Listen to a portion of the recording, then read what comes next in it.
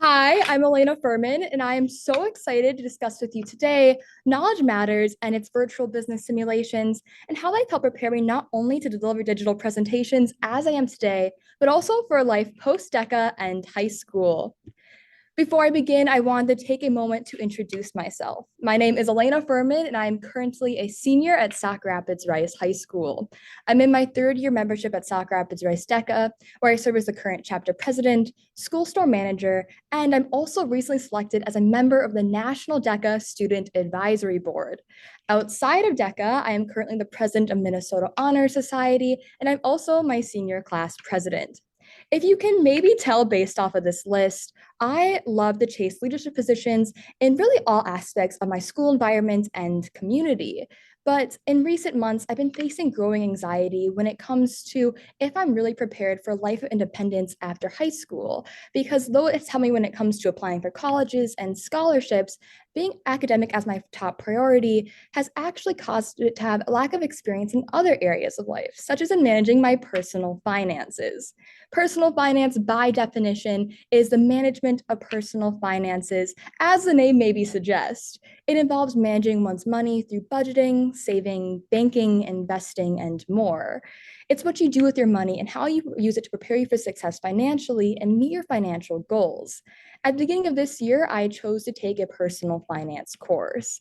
Though I've taken numerous college level courses in the past, I found that it was actually this course that I was most nervous for due to my lack of familiarity with its concepts and lack of experience to connect it to. My past financial experience is, to put it simply, slim to none. When started high school, I made an agreement with my family that I'd only have to have a job during the summer or times when I don't have school. So during the school year, I could place my full focus on my academics and my school success. I've only ever had two real jobs as a result of this.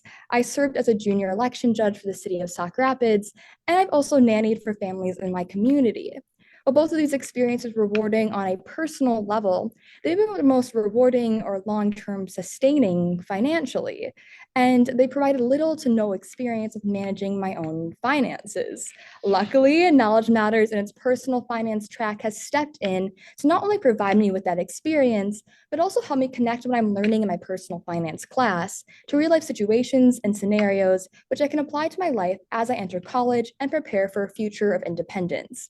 Today, I will be discussing three key concepts as it relates to how to save and set goals, what it's like to enter the workforce, and finally, the steps to create an effective budget.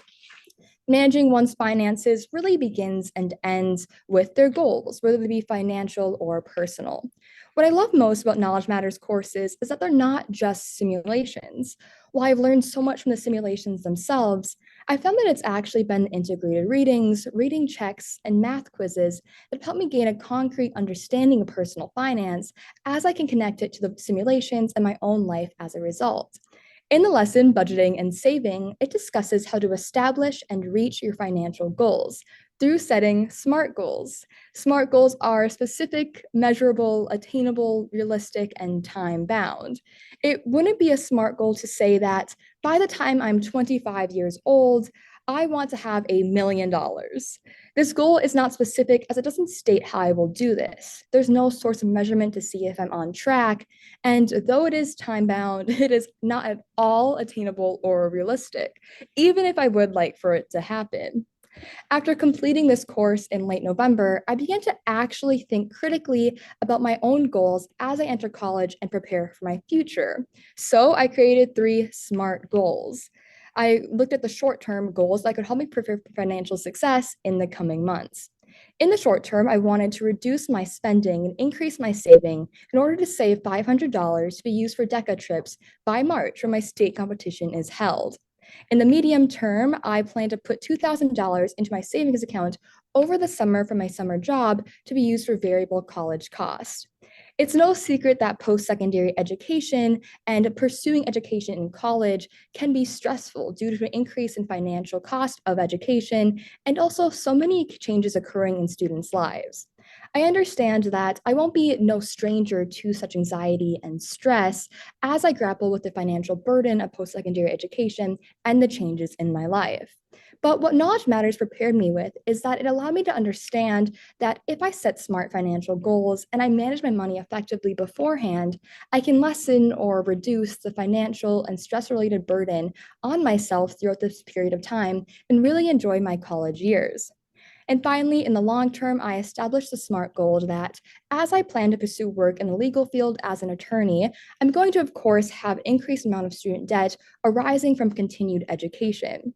To rectify this, I will save at least 20% of my income annually to be used to pay off my student loan debt by the time I'm 35 with such savings. This will allow me to really enter my career whilst also not worrying about the financial burden of my education while preparing for it as best as I can beforehand. In order for me to actually achieve these SMART goals, I need to establish effective saving habits. In the simulation budgeting and saving, I learned how to set up checking and saving accounts, how to pay bills whilst juggling unexpected costs, and how to read bank statements to understand my overall financial health and status.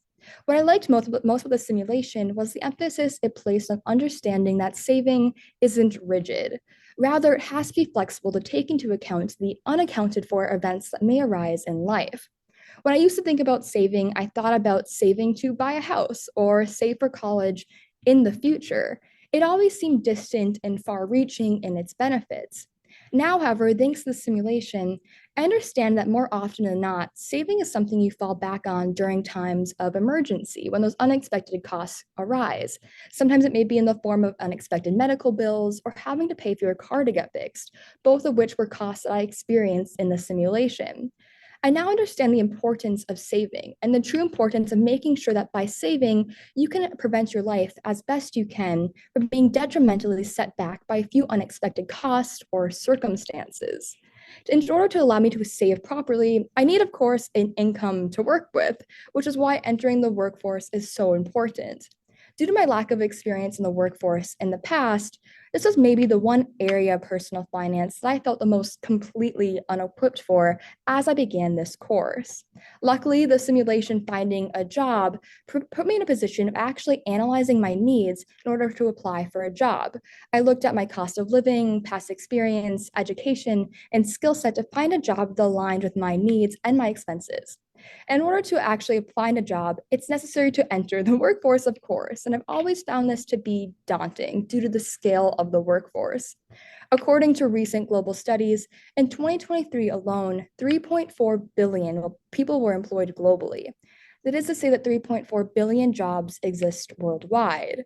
This, of course, it makes it difficult to understand where exactly I can fit into the workforce, what my place in it is, and what I want my career to be. But this simulation allowed me to understand that if I take into account different factors of my life and segment my life based off of my skills and my experience, finding a job doesn't have to be so difficult. Additionally, I now understand that a career isn't a destination. Rather, it's a staircase you step foot on from the second you enter the workforce. Every job worked, every step taken pushes you towards your overall goals and career ambitions, which is why it's so necessary to keep building experience in the workforce with every job you have, even the most ones that seem the most trivial or insignificant, because they all develop experience that will aid you in your future career endeavors. In order to manage any income I gain from the workforce properly and manage my money effectively, I need to create a budget through accounting my expenses and income, both earned and unearned. In the simulation, Time Management and Health, as well as many others, I had to create an effective budget to ensure that I'd find success in the simulation. I looked at my monthly and weekly expenses and income and also estimated to create a budget. When estimating, I found in the simulations that it was always best to underestimate your income rather than overestimate. Because if you're expecting more income than you'll actually have in reality, you may not be able to pay for any unexpected cost, or if your planned expenses have risen in cost over the month. Additionally, I understood that it was important to sometimes adjust your spending habits and how you manage your time in order to better adhere to your budget and meet your financial goals. After completing this simulation and many others, I created a personal budget for myself for this summer. This summer, I plan to work at Kids Stop, a child care program that provides care for students kindergarten through grade 5 during the school day throughout the summer. I talked to current Kids Stop staff to better understand their general income for a month.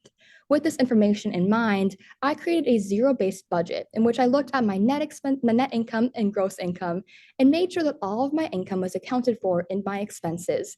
So the difference between income and expenses at the end of the month was zero. This was defined in many simulations and readings in the virtual business personal finance track. My expenses included both fixed costs, such as my auto insurance and cell phone payment, as well as variable expenses, such as entertainment and gas.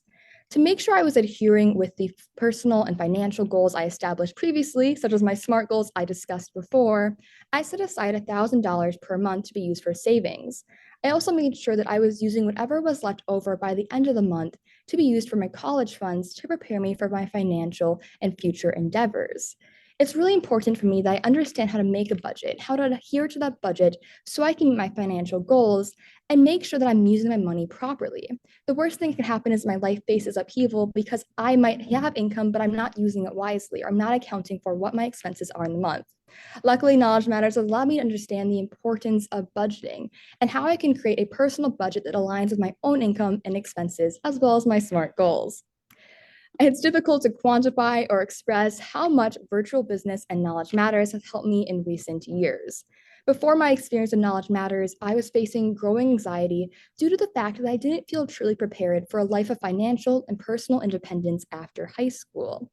But now, after Knowledge Matters and the personal finance course, I feel better equipped to create a life for myself that is not only financially healthy and stable, but also one that I can be proud of as I meet my personal and financial goals, including those SMART goals I discussed before.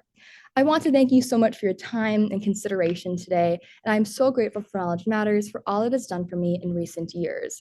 I truly would not be where I am today, and I wouldn't feel as prepared for college next year without it.